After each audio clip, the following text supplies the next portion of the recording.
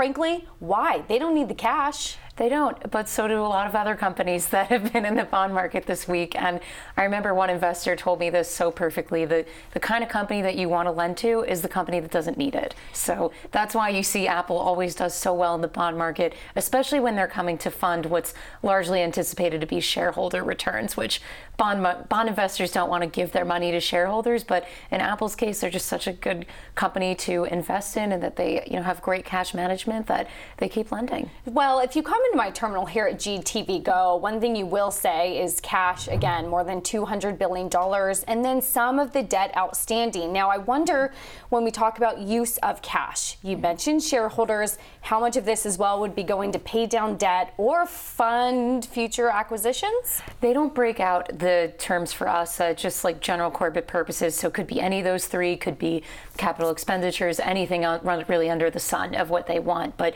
it makes a lot of sense if you're a company like Apple, when we were looking at that 30-year bond and what the interest savings will be compared to their outstanding 30-year debt. It comes out to be more than $7 million saved annually in interest expense. And I wonder, this is sort of a broader question, but it pertains to Apple.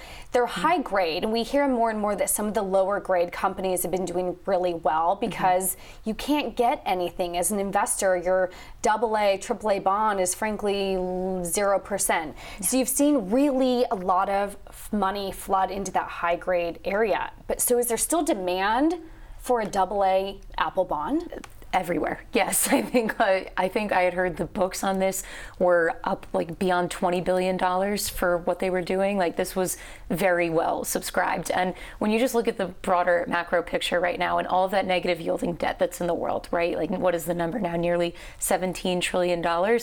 Apple bonds coming in at around 3% for 30 years look great compared to that. Well, and we have up there on the screen sort of the different tranches, 5-year or 10-year or 20-year, 30-year.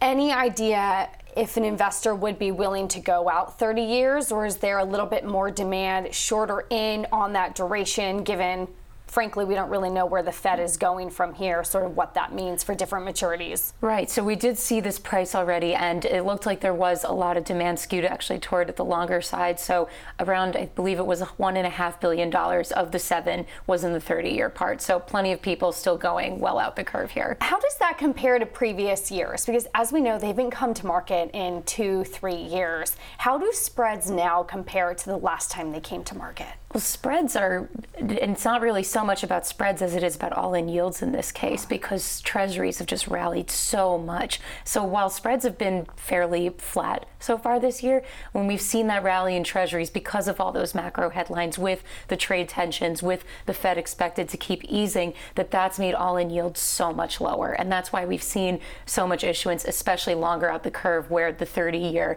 has come down so much. Well, we talk about that 30-year, and I wanted to bring in another chart in my terminal. Coming here at GTV Go, we're frankly looking at a 30-year option adjusted spread. I'll call that an option remove spread. So you take out the options, and this is basically what a 30-year yield, 30-year bond price is done.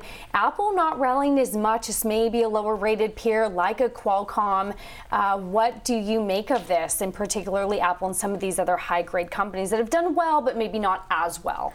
Yeah, I mean, I think that like when you're looking at this on a spread basis, like it can be a little harder to see the whole picture, just because so much of what we've seen so far this year in investment grade it's been really all about the treasuries rally. So that's why investment grade debt has been the best performing asset in fixed income this year. Like returns of 14%. Last year we were down 2.5%. So this is just a massive turnaround, and really have treasuries to thank for that.